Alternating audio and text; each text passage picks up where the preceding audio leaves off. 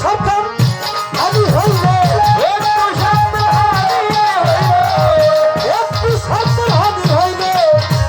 আর যে কথা কয় না রে এই জ্বালা তো সয় না এই জ্বালা তো সয় না আমি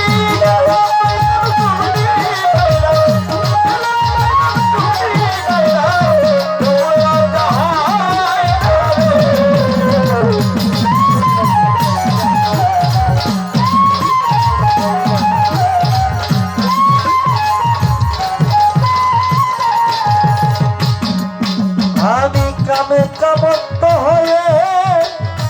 সন্তান সন্ততি পেয়ে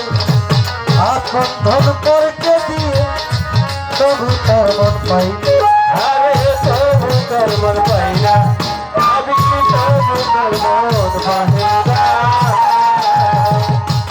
কামে কামত্ত হয়ে সন্তান সন্ততি পেয়ে আপন ধন পরকে দিয়ে তবু তার মন পাই আমি তবু তার মন পাই না আমি তবু তার মন পাই না কত করে বুঝাই বাবু রে মন সুপাঠা যাই না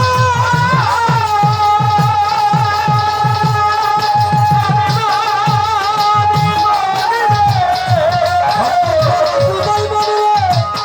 মন সুপাঠা যাই না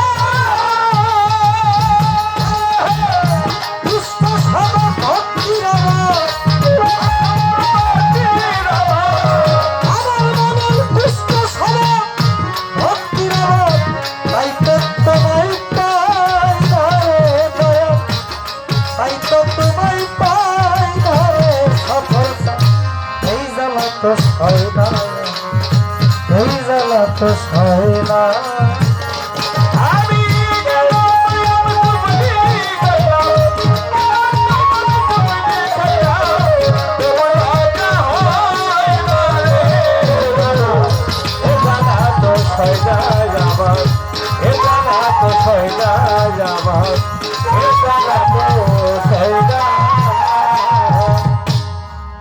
সারাদিন যে পাই খুঁজে তার মতো নাই সুখ এই ভাগ্য হলো না বুঝি ব্যথায় বাড়াবো এই সুখ মিলনে আমার পেয়েও না পাওয়ার জ্বালা সই কেমনে বলো নিশি কেন পালা আমার এই দেহ নিশি হয়ে গেছে আমার এই দেহে কোন সময় সূর্য শক্তি উদয় হয় চন্দ্র শক্তি উদয় হয় আমি বুঝতেই পারি না এই জন্য আমার দেহটা আমাদের পতনের দিকে যাচ্ছে ছোট আমার এই যে গলার ভিতরে ধরেন হাতের ভিতরে একটা আংটি আবু সাইদ বাজান এই আংটিটা হারায় গেলে আমার খুব খারাপ লাগবে এটা স্বাভাবিক তাই না বাবা যদি আমি আবার এটা খুঁজা পাই হারায় গেলে ভালো লাগবো না বাবা